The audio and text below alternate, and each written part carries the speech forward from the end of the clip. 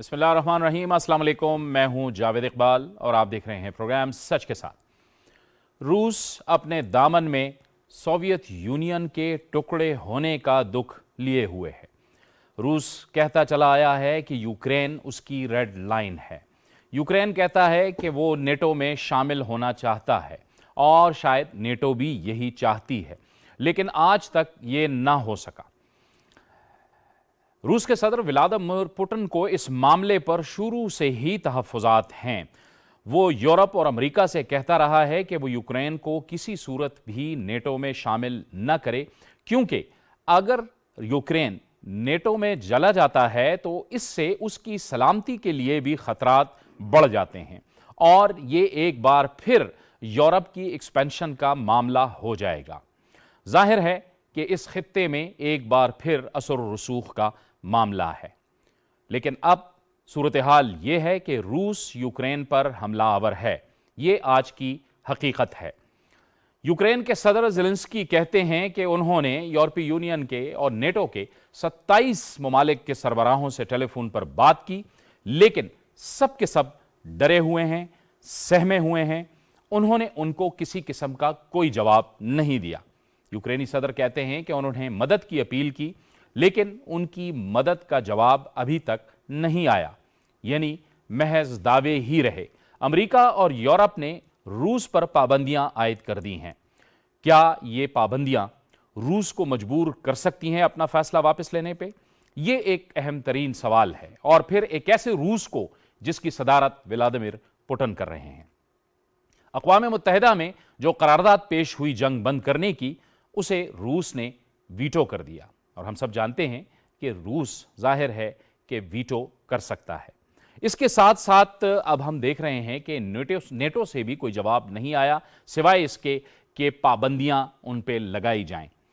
عالمی مالیاتی نظام سے کاٹنے کی بات ہو رہی ہے، لیکن اس پر بھی جرمنی نے اپنے تحفظات کا اظہار کیا ہے۔ تو سوال یہاں پر یہ بھی پیدا ہوتا ہے کہ کیا یورپ بھی اس معاملے میں اختلافات کا شکار ہو چکا ہے؟ اسی پر آج ہم اپنے پروگرام کے اس پہلے حصے میں بات، اور اس کے لیے ہمیں جوائن کر رہے ہیں اسٹوڈیوز میں سابق سفیر جناب نجم الثاقب صاحب، آپ کو بہت خوش آمدید کہتے ہیں۔ آپ کا شکریہ۔ اور ویڈیو لنک پر ہمیں جوائن کر رہے ہیں دفاعی تجزیہ کار بریگیڈیئر ریٹائرڈ سعد محمد۔ بریگیڈیئر صاحب، آپ کو بھی بہت خوش آمدید کہتے ہیں۔ بریگیڈیئر صاحب، آپ سے گفتگو کا آغاز کریں گے۔ یہ جو آج کی آپ صورتحال دیکھ رہے ہیں، اس میں آپ کو کیا لگ رہا ہے کہ یہ جنگ طویل جائے گی، یہ جو کچھ ہو رہا ہے، یا ہم اس کو کہیں کہ محدود پیمانے کی جنگ ہے؟ کیا صورتحال ہے اس وقت؟ دیکھیں، یہ تو بڑا مشکل ہے کہ اس کے اوپر ایک حتمی قسم کی اسیسمنٹ کی جائے کہ اس وقت روس کے جو آبجیکٹیوز ہیں وہ یہاں پر یوکرین میں کیا ہیں، کہ وہ چاہتا کیا ہے کہ یوکرین میں کیا ہو، اور اس کے بعد وہ یا پیچھے ہٹے یا کوئی ایسے ایکشن کرے جس سے جو روس کے جو سیکیورٹی کے جو خدشات ہیں ان کو وہ دیکھے کہ یہ ابھی ٹھیک ہو گئے ہیں، ہم سیکیور ہو گئے ہیں، تو اس کے بعد وہ پیچھے ہٹ سکتے ہیں۔ لیکن میرے خیال میں جو اس وقت ولادیمیر پوٹن جو ہے وہ یہ دیکھ رہے ہیں کہ مغربی ممالک نے ایک حد پار کر رہے تھے۔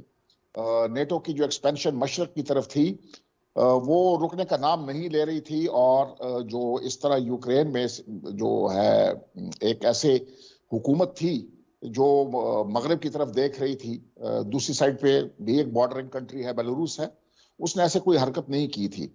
تو ایک ڈیپتھ چاہتے تھے، اسٹریٹجک ڈیپتھ جو روس چاہتا تھا کہ نیٹو اس کے بالکل سرحد پہ نہ آئے، تو وہ میرے خیال میں وہ بریچ ہو گئی تھی، اور روس کا جو صبر کا پیمانہ تھا وہ لبریز ہو گیا تھا، اور اس نے یہ وہاں پر یہ اس قسم کا آپریشن کیا۔ میرے نزدیک یہ لمیٹڈ وار ہوگی۔ پوٹن یہ نہیں چاہے گا کہ یورپ کو دوبارہ ایک جنگ میں دھکیل دیا جائے، تو ایک لمیٹڈ وار ہوگی۔ اس کے ایمز اینڈ آبجیکٹیوز میرے خیال میں اس وقت تک جو میں دیکھ سکتا ہوں وہ یہ ہے کہ جو یوکرین ہے، جو ایک مغربی نواز حکومت وہاں پر تھی، وہاں پر ایک ایسی حکومت آئے اور ان کے لوگوں کو یہ پیغام دیا جائے کہ روس کسی حالت میں بھی یہ برداشت نہیں کرے گا کہ نیٹو کو اس کی سرحدوں کے اوپر لایا جائے، ان سینسٹیو علاقوں میں اس کی سرحد کے اوپر نیٹو آ جائے. تو اگر یہ والے ان کے یہ آبجیکٹیوز پورے ہو جاتے ہیں اور کیو میں ایک ایسی ایک نظام آ جاتا ہے جو روس کے جو سیکیورٹی کے خدشات ہیں ان کو مد نظر رکھے اور ایک ایسا رول ادا کرے، تو میرے خیال میں بالکل یہ ممکن ہے کہ یہ لڑائی جو ہے یہ ختم ہو جائے اور روس اپنے جو انہوں نے فوجی لے کے آئے تھے اس میں یوکرین میں ان کو واپس کر دے. مرحلہ وار واپسی پہ جائیں گے کیونکہ ایک دم تو نہیں جائیں گے، ٹھیک لیکن مرحلہ وار واپسی جو ہے وہ شروع کر سکتے ہیں. ٹھیک ہے. اب نجم ثاقب صاحب، اس وقت یوکرین کے فوج سے کہہ رہا ہے کہ آپ حکومت کو معزول کریں. جس طرف اشارہ کیا بریگیڈیئر سعد صاحب نے بھی کہ کیا روس چاہتا ہے کہ وہی 2014 سے پہلے والی ایک حکومت آئے جو روس کی مرضی کی بھی ہو. پھر ہم یہ دیکھ رہے ہیں کہ یہ جو امریکہ اور یورپین یونین جو کہہ رہا ہے کہ جو عالمی مالیاتی سسٹم ہے جس میں سوئفٹ سسٹم جس کو وہ کہتے ہیں، اس سے اگر اس کو ہم منقطع کر دیں تو اس کے بھی بڑے اثرات نکلیں گے، جس پر جرمنی تحفظات کا شکار ہے. تو آپ کو لگ رہا ہے کہ کہیں نہ کہیں آپس میں بھی اختلافات ہیں اس معاملے پہ؟ دیکھیے، سب سے پہلے یہ دیکھنا پڑے گا کہ روس نے یہ کیا کیوں ہے، اس کے آبجیکٹیوز کی جس طرح بات ہو رہی ہے کیا اس کے پورے ہو جائیں گے. اس میں وہ ایک سبسروینٹ حکومت چاہتے ہیں جو کہ 2013 سے پہلے کی تھی اور روس کو کوئی اعتراض نہیں تھا. اب یہ ہے کہ اگر بیچ بیچ میں اگر واقعی قبضہ بھی ہو جاتا ہے اور باقاعدہ طور پہ یوکرین کو یعنی رشیا کا حصہ بن جاتا ہے تو مجھے یہ بتائیں کہ روس کو کیا اعتراض ہوگا، پہلی بات. دوسری بات یہ کہ قبضہ کرنے کا ان کا اس وقت سے خیال ہے جب یہ یعنی سوویت یونین جو ہے یہ ڈس انٹیگریٹ ہوتا ہے ارلی 90s میں اور مختلف سٹیٹس جو ہیں وہ سامنے آتی ہیں. اس میں یہ یاد رکھیے گا کہ یہ وہ جگہ ہے یوکرین جہاں جو ان کا بریڈ باسکٹ ہے، یہاں سے ساری، اور یاد رہے کہ پاکستان بھی اس میں یعنی گندم جو ہے وہ بے شمار وہاں سے آتی ہے ہمارے پاس. بہت بڑی انڈسٹری ہے، بہت بڑا زرعی علاقہ ہے. ذرا اس کی اہمیت پہ بات کرتے ہیں.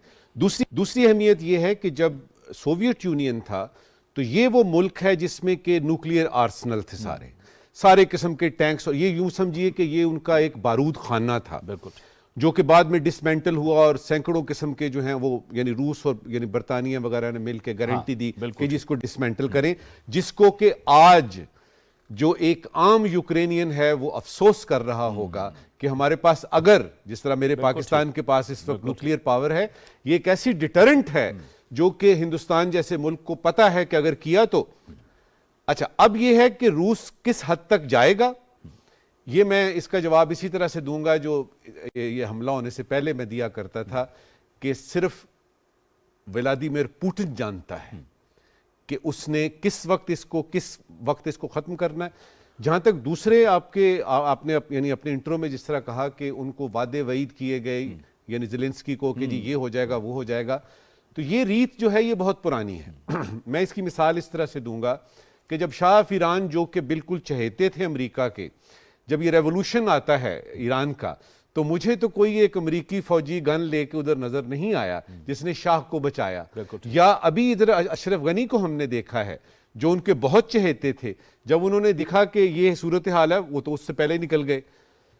یہ ریئل پالیٹک ہے، اس میں آپ کا نیشنل انٹرسٹ جو ہے وہ سب سے مقدم ہوتا ہے. ہاں، اکنامک سینکشنز، ٹریڈ کی سینکشنز، آپ کے بینکنگ چینل کی سینکشنز وہ بالکل کر سکتا ہے، امریکہ بھی کر سکتا ہے، باقی ممالک بھی کر سکتے ہیں.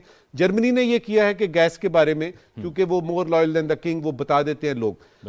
جب تک کہ امریکہ کو اپنی ٹیریٹری کا یا یورپ کو جو یورپ ہے اس کو اپنی اس ٹیریٹری پہ خطرہ محسوس نہیں ہوگا، یہ ملیٹریلی بیچ میں نہیں آئیں گے. اور ان کو یہ پتا ہے کہ اگر یوکرین کے بعد ذرا سا بھی ایک انچ، ایک سینٹی میٹر آگے یورپ کی طرف بڑھے، اس وقت آپ دیکھیے گا کہ کوئی اکنامک سینکشنز کی بات نہیں ہوگی. اس وقت صرف یہ بات ہوگی اب جو ہے نا وہ یدھ ہے، اب جنگ ہے، اب مقابلہ ہوگا.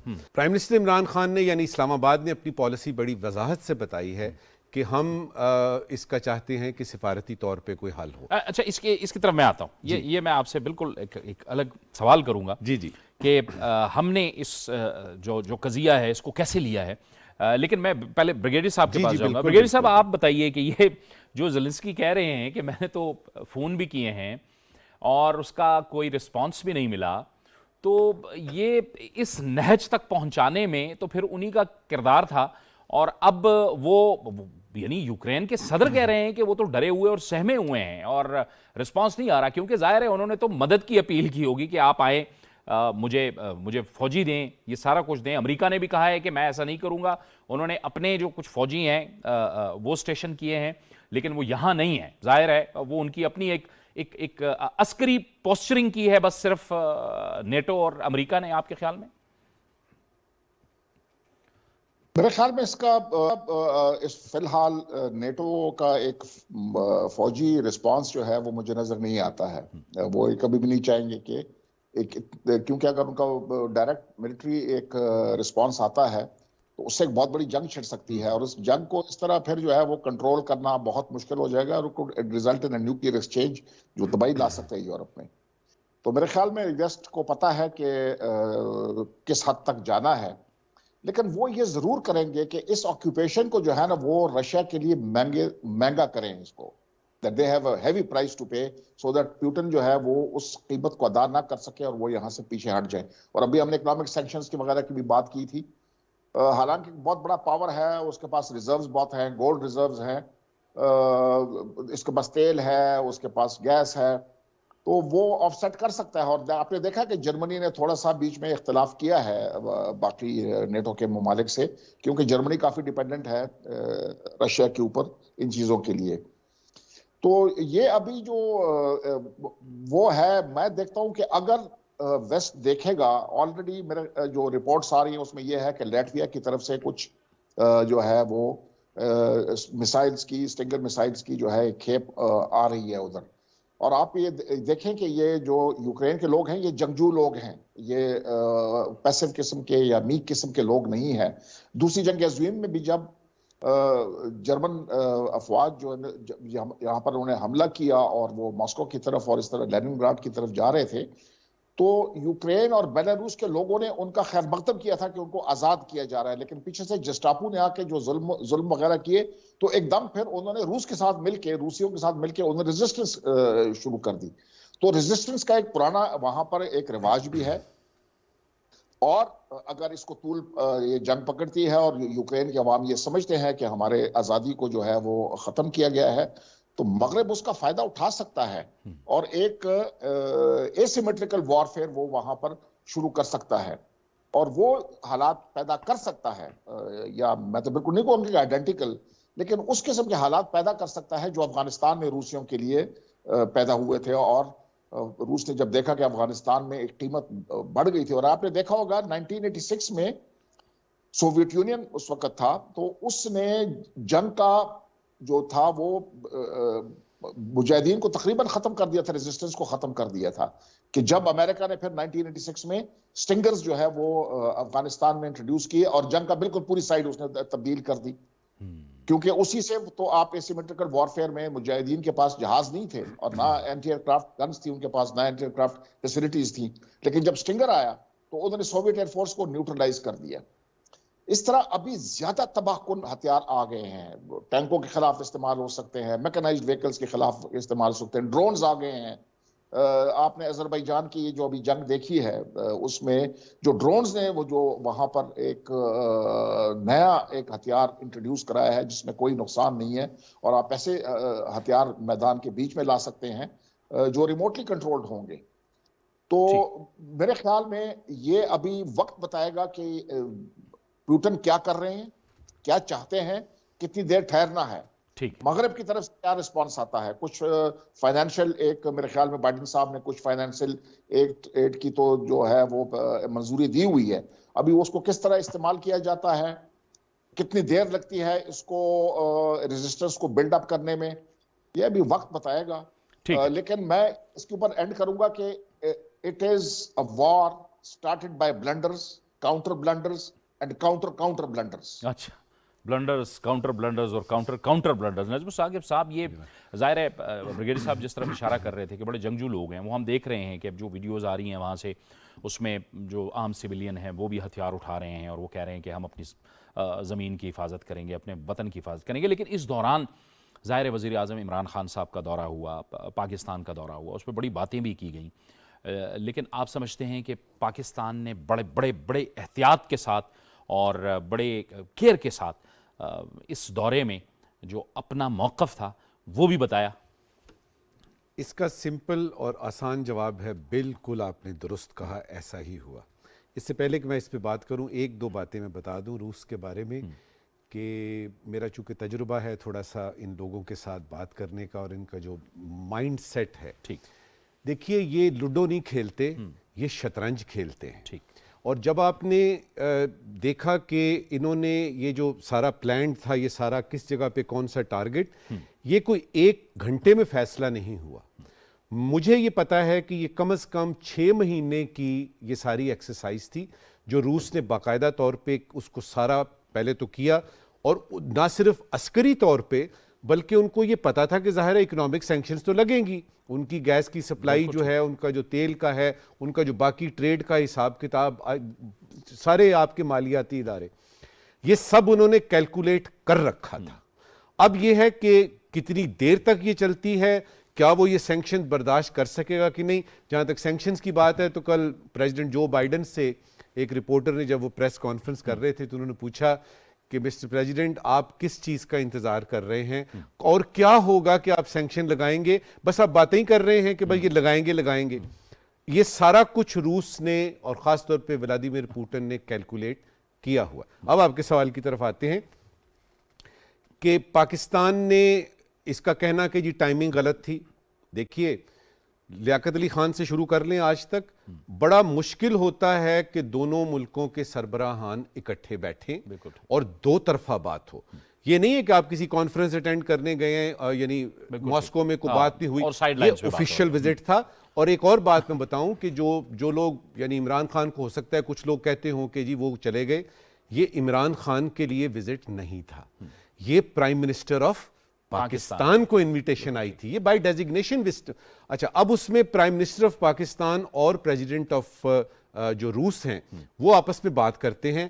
4 چیزیں عمران خان صاحب لے کے گئے تھے، میرے خیال میں وہ 4 چیزیں لے کے آئے ہیں. میں جلدی سے گنوا دوں.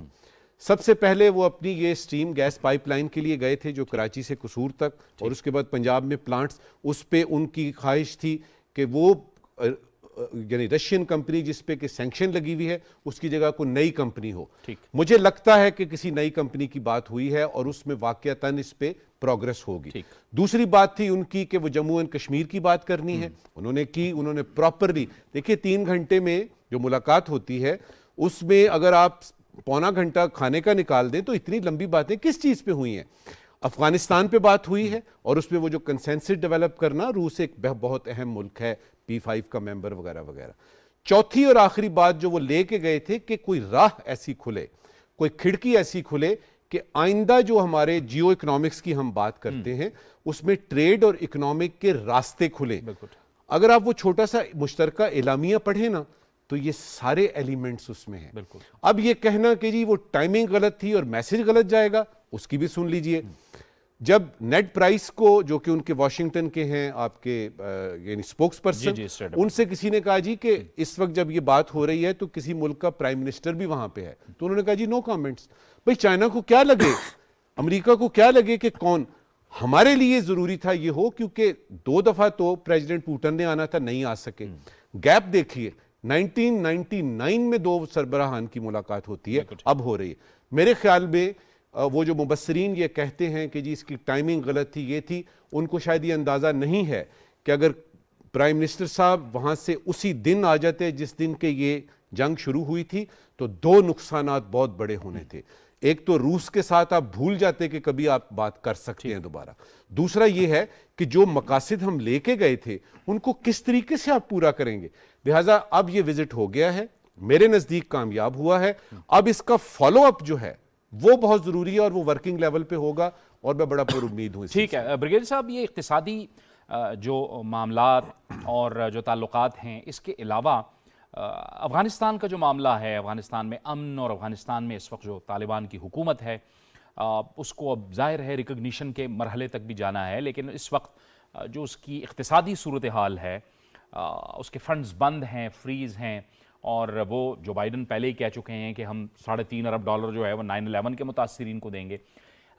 یہاں پر بھی ظاہر ہے خطے میں چین، روس اور پاکستان کے جو مفادات ہیں وہ کنورج کرتے ہیں کہ ہر صورت میں افغانستان کے اندر امن آئے اور یہ حکومت مستحکم طریقے سے چلتی رہے۔ بالکل جی، افغانستان ایک موضوع ہوگا، لیکن میرے خیال میں اگر آپ پورا اس کو دیکھ لیں کہ عمران خان صاحب کی جو یہ وزٹ ہے، یہ مہینہ پہلے اس کی تاریخ کا تعین ہوا تھا۔ پاکستان جیسے ملک جو ہے وہ اس کا حامل نہیں ہو سکتا ہے کہ آپ لاسٹ منٹ پہ کسی اور کی خوشنودی کے لیے اور اپنے مفادات بھول کے آپ کسی اور کی خوشنودی حاصل کرنے کے لیے آپ کہیں کہ یہ وزٹ ہم ابھی نہیں کر سکتے، کوئی بہانہ بناتے ہیں۔ وہاں پر ماسکو میں پتہ چل جانا تھا کہ یہ کیوں بہانہ بنایا گیا۔ تو میرے خیال میں وزٹ جانی تھی، اور یہ اچھا ہوا ہے کہ یہ وزٹ ہو گئی ہے۔ تو اس سے پاکستان کا جو ہے نا جیو اکنامکس اور جیو پالیٹکس دونوں کے میں جو ہے پاکستان کو بڑے مفاد حاصل ہوں گے۔ دیکھیں یہ 1961 میں جو ہے ایوب خان صاحب نے لیٹر لکھا تھا، 1962 میں لیٹر لکھا تھا چین کو۔ اس وقت بھی اس کے اوپر بڑی تنقید ہوئی تھی کہ جی ہم اپنا بارڈر کا وہ جو ہے نا وہ کرتے ہیں، اس کو ٹھیک کرتے ہیں۔ اس وقت چین بہت سخت پاکستان کے مخالف تھا، ہم تو امریکہ کے بہت کیمپ میں چلے گئے تھے۔ تو انہوں نے جواب 1 سال بعد دیا، اور پھر 6 مہینے نیگوسیشنز ہوئی، اور آپ کو پھر پتا ہے کہ 63 میں مارچ 63 میں سائن ہوئے بارڈر ایگریمنٹ۔ اور آپ نے دیکھا کہ پاکستان کو کتنا فائدہ ہو گیا کہ ایسے دوست مل گیا پاکستان کو جو پاکستان کے ساتھ ہر مشکل وقت میں پاکستان کے ساتھ کھڑا ہوتا ہے۔ اس طرح یہ میرے خیال میں بہت بڑا اچھا موقع تھا کہ ایک مشکل وقت میں وزیر اعظم وہاں پر گئے۔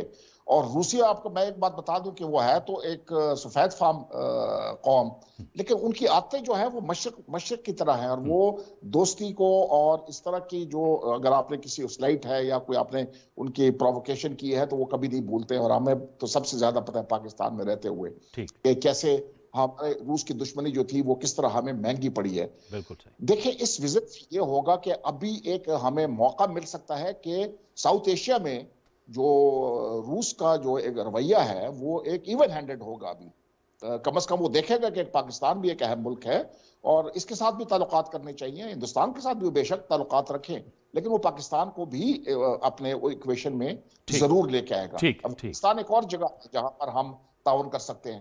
اور دوسری ایک اہم بات جو یہ ہے کہ چین بھی میرے خیال میں یہ چاہتا تھا کہ پاکستان اور روس جو ہے اپنے تعلقات کو ایک نئی شکل دے اور ایک نئے ڈگر پہ اس کو لے کے آئے۔ ابھی آپ نے افغانستان کی بات کی، افغانستان میں بہت افسوس کے ساتھ میں یہ کہہ رہا ہوں کہ پاکستان نے اتنی کوشش کی ہے میرے خیال میں اس رجیم کو کس نہ کس طرح ریکگنیشن دلوانے کی، ان کی اقتصادی صورتحال بہتر کرنے کے لیے، یہاں تک کہ ہندوستان کو بھی اجازت دے دی کہ وہ اپنے جو وہ ہے گندم ہے وہ ہمارے راستے سے جا کے افغانستان میں بھیج دے۔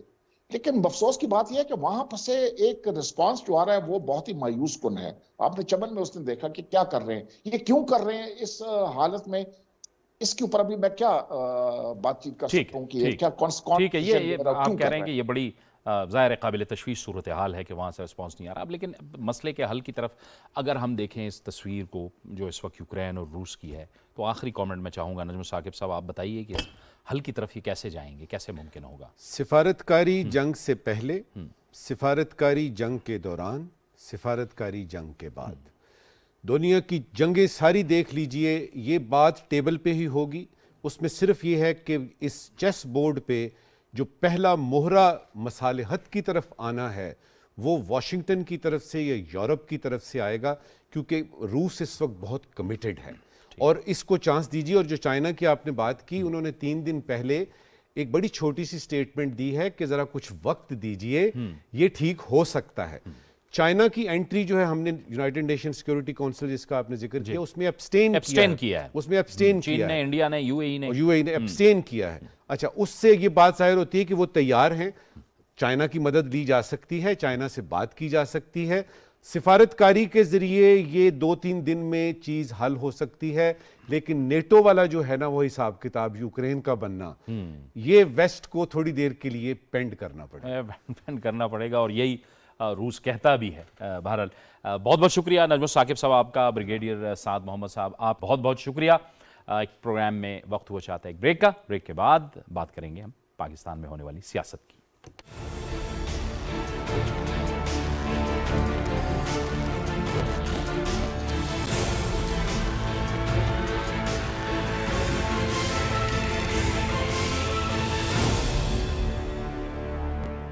پروگرام میں ناظرین ایک بار پھر آپ کو خوش آمدید کہتے ہیں۔ اپوزیشن کہتی ہے کہ وہ حکومت کے خلاف اب تحریک عدم اعتماد لانے جا رہی ہے اور وہ دعوے کرتی ہے کہ اس کے نمبرز پورے ہیں، لیکن دوسری طرف حکومت پر اعتماد دکھائی دیتی ہے۔ حکومت کہتی ہے کہ اگر نمبر پورے ہوتے تو یہ عدم اعتماد کی تحریک فوری طور پر آ جاتی ہے، بلکہ حکومت تو اپوزیشن کو چیلنج کرتی ہے کہ اگر اس کے نمبر پورے ہیں تو آج ہی تحریک عدم اعتماد لا کر دکھائے۔ اس سلسلے میں ہم نے دیکھا کہ اپوزیشن نے بھی حکومت کے اتحادیوں سے ملاقاتیں کی، جس میں M Q M, P M L Q شامل ہیں، ان سے ملاقاتیں کی، اور اس کے ساتھ ساتھ حکومت کے بھی اپنے اتحادیوں کے ساتھ رابطے جاری ہیں۔ لیکن ہم دیکھتے ہیں کہ پی ڈی ایم سے پاکستان پیپلز پارٹی الگ ہوئی تھی۔ پاکستان پیپلز پارٹی نے پی ڈی ایم کے لانگ مارچ سے پہلے ہی حکومت کے خلاف ایک لانگ مارچ کا اعلان کیا تھا، جس میں پاکستان تحریک انصاف نے بھی پاکستان پیپلز پارٹی کے خلاف ایک لانگ مارچ کا اعلان کیا، اور اس مارچ کا آغاز اب ہوا چاہتا ہے۔ آج گھوٹکی سے سندھ حقوق مارچ، جو کہ تحریک انصاف کا مارچ ہے، وہ شروع ہوا، اور اس کی قیادت کر رہے ہیں وزیر خارجہ شاہ محمود قریشی اور وفاقی وزیر علی زیدی۔ یہ سلسلہ جاری ہے، اور اب تحریک انصاف اور وزیر خارجہ شاہ محمود قریشی کہتے ہیں کہ وقت آ گیا ہے کہ سندھ کے عوام کو اب فیصلہ کرنا ہوگا۔ اس مارچ کے کیا مقاصد ہیں اور کیا تحریک انصاف اس مارچ کے مقاصد حاصل کر سکتی ہے، اور اس وقت اپوزیشن کی کیا سیاست ہے، ان تمام معاملات پر بات کریں گے، اور اس کے لیے ہمیں جوائن کر رہے ہیں اسٹوڈیوز میں ہمارے ساتھ سینئر صحافی اور سینئر تجزیہ کار جناب رانا طاہر۔ رانا طاہر صاحب آپ کو بہت خوش آمدید کہتے ہیں، اور کراچی سے ہمیں جوائن کر رہے ہیں ہمارے نمائندہ خصوصی اور تجزیہ کار علی اصغر ارباب۔ علی اصغر ارباب صاحب آپ کا بھی بہت شکریہ۔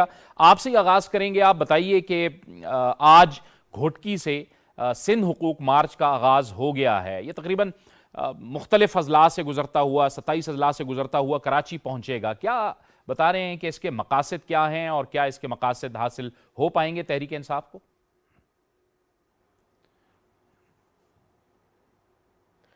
جی، آج پاکستان تحریک انصاف کی جانب سے جو حقوق سندھ مارچ کیا جا رہا ہے، اس کا آغاز ہو چکا ہے۔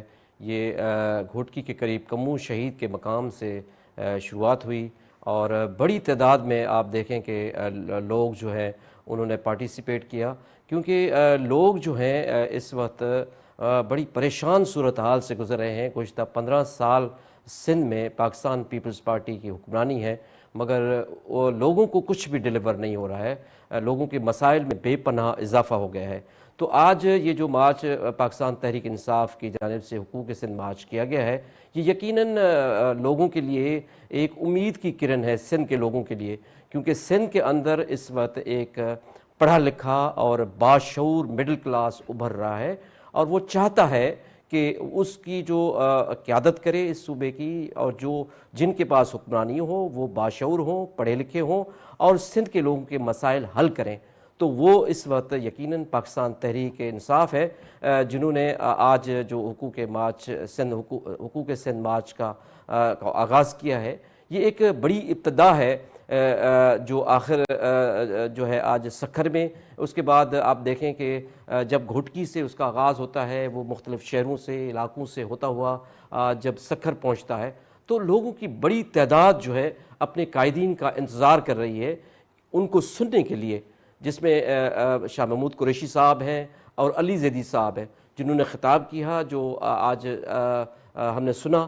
تو اس میں بھی یہی بات کا ذکر کیا گیا ہے کہ پاکستان پیپلز پارٹی نے سندھ کے لوگوں کے لیے کچھ ڈیلیور نہیں کیا ہے، جس کی وجہ سے پاکستان تحریک انصاف کی جانب سے اس حقوق سندھ مارچ کا آغاز کیا گیا ہے، جو 6 تاریخ تک کراچی میں اختتام پذیر ہوگا۔ سندھ کے تمام اضلاع سے گزرے گا.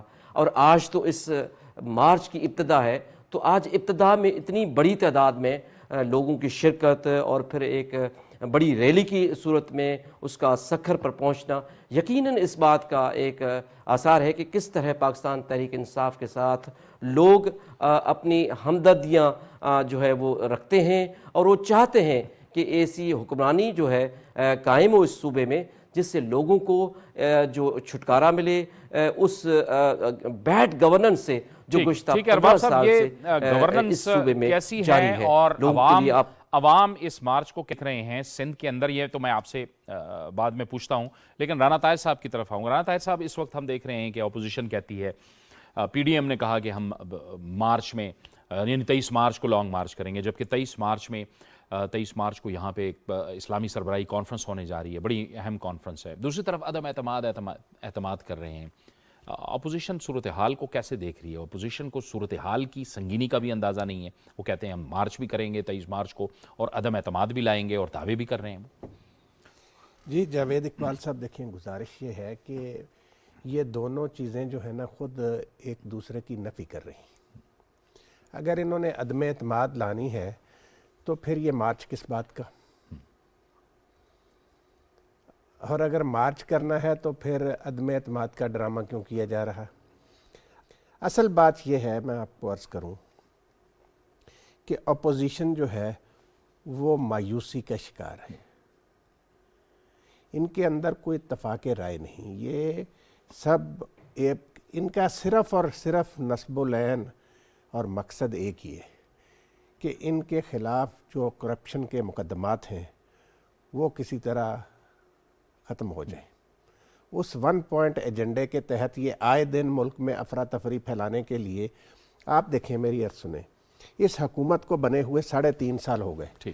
اس حکومت نے بہت ساری غلطیاں بھی کی ہوں گی، کوتاہیاں بھی کی ہوں گی، لیکن بات یہ ہے کہ بھئی 1.5 سال الیکشن میں رہ گیا ہے. آپ اس موقع پر یہ کیا مارچ کھیل رہے ہیں؟ مجھے تو حیرانی ہے کہ یہ وفاق کی حکمران جماعت سندھ میں مارچ کیوں کھیل رہی، اور سندھ کی حکمران جماعت جو ہے جو 13.5 سال سے وہاں پہ حکمران ہے پیپلز پارٹی، وہ کیا مارچ کا ڈرامہ کر رہے ہیں؟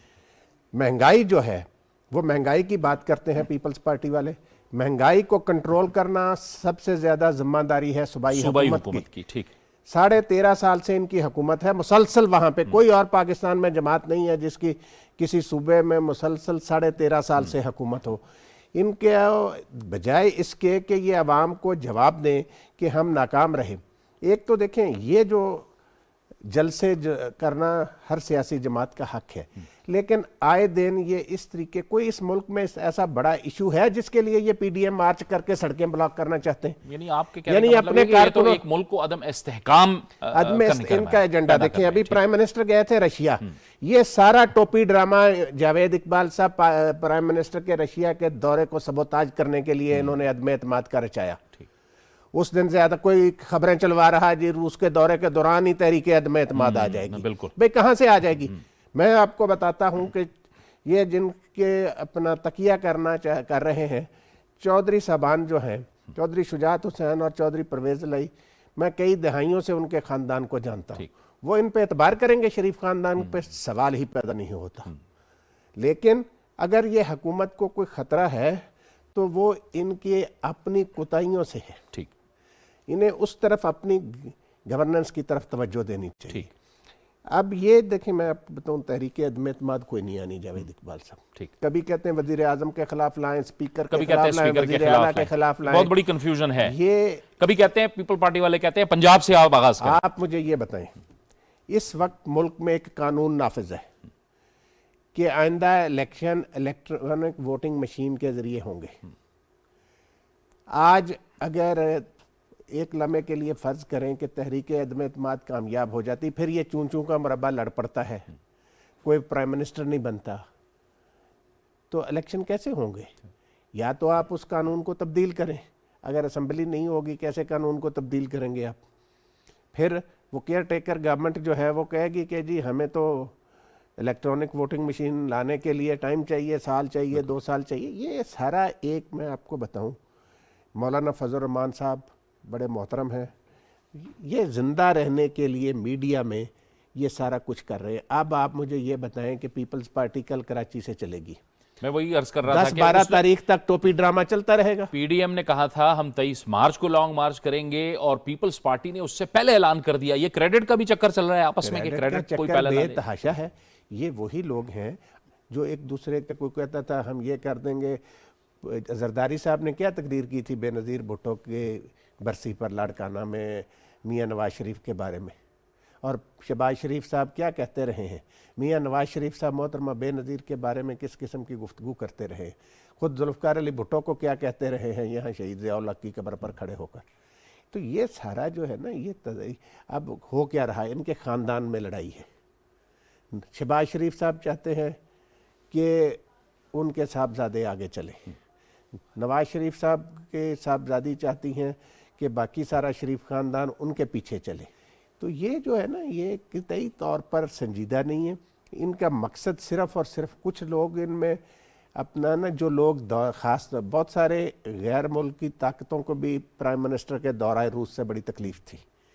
یہ ان کی خوشنودی حاصل کرنے کے لیے بھی اس قسم کے ڈرامے کر رہے ہیں. اس وقت جب یہ دورہ کتنے آپ دیکھیں 2-3 دن انہوں نے کیسے لگائے, وہ 2 دن جب پرائم منسٹر صاحب رشیا میں تھے. علی اصغر باب صاحب, آپ بتائیے کہ یہ جو اب مارچ شروع ہوا ہے, عوام کا وہاں پر کیا رد عمل ہے, عوام کیا کہتے ہیں, اور پھر سندھ میں جو پیپلز پارٹی کی حکومت, جیسے کہ رانا صاحب بھی فرما رہے تھے 13.5 سال سے حکومت میں ہے, ان کی گورننس پر سوالات تو اٹھتے رہے ہیں نا. دیکھیں نا, ظاہر ہے لا اینڈ آرڈر کی سچویشن کا بھی معاملہ ہے. پھر وہاں پہ ہم نے دیکھا کہ جو مجرم تھے جن کو جیل میں ہونا چاہیے تھا, ان کے لیے ہسپتال بنائے گئے, اور پھر ہسپتال میں وہ رہ رہے ہیں.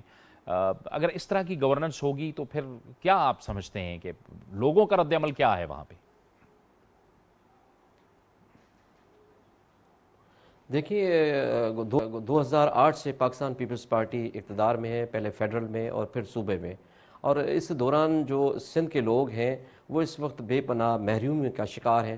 میں نے خود سندھ کے مختلف اضلاع کا جو دیکھا ہے, اور وہاں جو بیڈ گورننس دیکھی ہے. منچھر جھیل آپ کو بتاؤں, اس پہ ہم نے ڈاکومنٹری بنائی.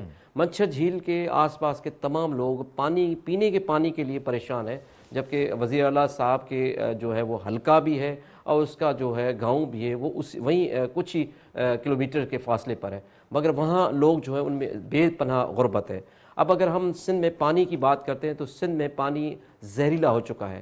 زیادہ تر آر او پلانٹ جو لگائے گئے ہیں, جس کی مثال آپ تھر میں دیکھیں, تھر میں بے پناہ آر او پلانٹس لگائے گئے ہیں, مگر زیادہ تر اس میں آر او پلانٹس خراب ہیں. سندھ کے لوگوں کو صاف پانی فراہم نہیں ہو رہا ہے. ایجوکیشن کا حال یہ ہے کہ سندھ کی بچیاں یونیورسٹیز میں اگر جاتی ہیں تو وہ وہاں محفوظ نہیں ہے. وہ خودکشیوں کی شکل میں کبھی کبھی ان کے والدین کو اپنی بیٹیوں کی جو ہے وہ جسد خاکی اٹھانا پڑتا ہے, کبھی ان کو ہراس کیا جاتا ہے. اسی طرح آپ کو میں بتاؤں کہ سندھ کی صحت کے حوالے سے اب اگر دیکھیں تو وہ بھی حالت بہت ابتر ہے. تو اس ساری صورتحال میں سندھ کے لوگ اس وقت باشعور ہیں, پڑھے لکھے لوگ ہیں, جو ابھرتا ہوا مڈ کلاس ہے, وہ چاہتا ہے کہ ایک ایسی اچھی حکمرانی والے لوگ اس صوبے میں آئیں جو ان کی فلاح اور بہبود کے لیے کام کریں. اس میں کوئی شک نہیں ہے کہ ذوالفقار علی بھٹو نے جو کام کیا, بے نظیر نے کام کیا, تو لوگوں کی ان کے ساتھ ایک وہ جڑے ہوئے تھے, مگر ان کے بعد اس وقت جو صورتحال ہے وہ انتہائی ایسی صورتحال ہے جس میں لوگ پریشانی کا شکار ہیں اور ان کے لیے بے پناہ مسائل ہیں. آپ دیکھیں کہ لا اینڈ آرڈر کی سچویشن اگر ہم ذکر کریں, کراچی میں جو جرنلسٹ کمیونٹی ہے وہ محفوظ نہیں ہے, اور اس کی آپ اندازہ لگائیں کہ کراچی میں یہ لا اینڈ آرڈر کی اس طرح صورتحال ہے کہ تو انٹیریئر سندھ میں جو ہے وہ کیا صورتحال ہوگی, لوگوں کے ساتھ کتنے مسائل ہوں گے, اور کس طرح جو ہے پولیس لوگوں کے ساتھ ہینڈل کرتی ہوگی, کس طرح لوگ جو ہے وہ اپنے جائز مسائل جو ہیں ان کے حل کرنے کے لیے بھی پریشان ہیں. تو یہ ساری بیڈ گورننس ہے جس کی وجہ سے سندھ کے لوگ جو ہے ان کی شمولیت اس وقت آج دیکھیں کہ آج پہلا دن ہے, اور پہلے دن اتنی بڑی تعداد میں لوگوں کی شمولیت اس بات کا جو اس اشارہ ہے کہ جیسے جیسے پاکستان تحریک انصاف کا مارچ آگے بڑھتا جائے گا, بڑی تعداد میں لوگوں کی اس میں شمولیت ہوتی جائے گی. اب 28 تاریخ جو ہے آپ لاڑکانہ میں جلسہ دیکھیں گے, اس کے بعد نواب شاہ میں جلسہ دیکھیں گے, آپ عمرکوٹ میں جلسہ دیکھیں گے, حیدرآباد میں جلسہ دیکھیں گے. آپ کو اندازہ ہو جائے گا کہ کتنے لوگ جو ہیں وہ محرومی کا اور پریشانیوں کا شکار ہیں. آپ خود نواب شاہ کے علاقے ٹنڈو ولی محمد میں آپ دیکھیں کہ 6 لوگ قتل ہو جاتے ہیں، جس میں ایک پولیس کا SHO بھی شامل ہے، مگر ان لوگوں کو دھرنے لگانے پڑتے ہیں FIR کٹوانے کے لیے، اور سندھ کی پوری سول سوسائٹی، تمام پولیٹیکل پارٹیز جب پریشرائز کرتی ہیں سندھ حکومت کو، اس کے بعد جا کے ان کے خلاف FIR کاٹی جاتی ہے۔ اسی طرح اگر آپ ہر سیکٹر میں دیکھیں کہ جو بیڈ گورننس ہے وہ انتہا تک پہنچ گئی ہے، جس کے باعث سندھ کے لوگ بہت پریشان ہیں، اور اس پریشانی کا یقیناً وہ انتظار کر رہے ہیں کہ ایک نئی ایسی جماعت آئے، اور وہ چاہتے ہیں کہ ایک نئی قیادت آئے جس کو وہ اپنا جو ہے وہ لیڈر مانے اور ان کو ووٹ کریں۔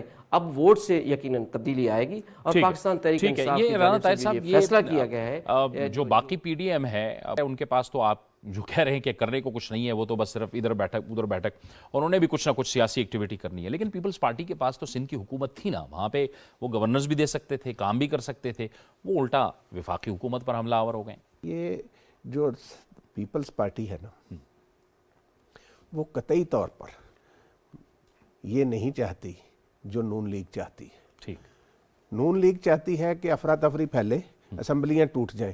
بھئی ان کا دماغ خراب ہے، اپنی سندھ حکومت توڑیں گے۔ ٹھیک ہے، یہ دیکھیں نا، یہ کس طرح ممکن ہے؟ سسٹم کے سٹیک ہولڈر ہیں وہ۔ چلیں آپ کہتے ہیں کہ جی یہاں پہ تو اتحادیوں کی مدد سے حکومت قائم ہے مرکز، KPK میں تو عمران خان کی پارٹی کو 2/3 سے زیادہ اکثریت حاصل ہے نا، وہاں پہ یہ کیا کریں گے؟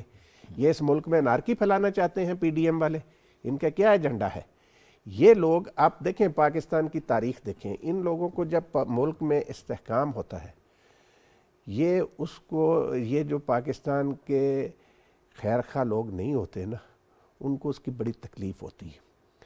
ابھی بڑی گفتگو کی جاتی ہے، اب جب ایوب خان کے زمانے میں ہمارا ملک معاشی استحکام کی طرف گامزن تھا، تو اس وقت ملک میں افراتفری پھیلانے کی جو اس طریقے سے کوشش کی گئی، وہ کون لوگ تھے؟ آپ مجھے یہ بتائیں کہ قائد اعظم کی تو یہ مخالفت کرتے رہے یہ لوگ، اور محترمہ مادر ملت محترمہ فاطمہ جناح کے یہ حامی بن گئے۔ ٹھیک ہے، ان کو محترمہ فاطمہ جناح سے کوئی دلچسپی نہیں تھی، یہ تو قائد اعظم کے مخالف تھے۔ ان کا ایجنڈا یہ ہوتا ہے۔ اب مولانا فضل الرحمان صاحب بڑے محترم والد کے فرزند ہیں، مفتی محمود مرحوم، اللہ تعالیٰ ان کی مغفرت کرے، بڑے عظیم آدمی تھے۔ تو مولانا صاحب کو سوچنا چاہیے کہ یہ آئے دن اپنا لوگوں کو نکال لے، لوگ اگر ان کی عزت کرتے ہیں، احترام کرتے ہیں، ان سے پارٹی سے وابستہ ہیں، تو ان کو اس موسم میں تکلیف دینی کہ بھئی آپ آئیں۔ اور پھر یہ دیکھیں کہ یہ یوم پاکستان ہے 23 مارچ، بالکل، آپ حکومت کی مخالفت جتنی مرضی کریں، لیکن آپ نے یہ جو کام کیا ہے کہ جی 23 مارچ کا دن منتخب کر لیا، اس کی کیا ضرورت ہے؟ کیا ضرورت ہے؟ ٹھیک ہے، بہت بہت شکریہ، بہت بہت شکریہ رانا طاہر صاحب آپ کا، علی اصغر ارباب صاحب آپ کا، آپ نے ہمیں کراچی سے جوائن کیا اور جو سندھ حقوق مارچ ہے اس کی صورتحال سے آگاہ کیا۔ ناظرین، یہ تھا ہمارا آج کا پروگرام۔ سچ کے ساتھ سے جاوید اقبال کو اجازت دیجیے، اللہ حافظ۔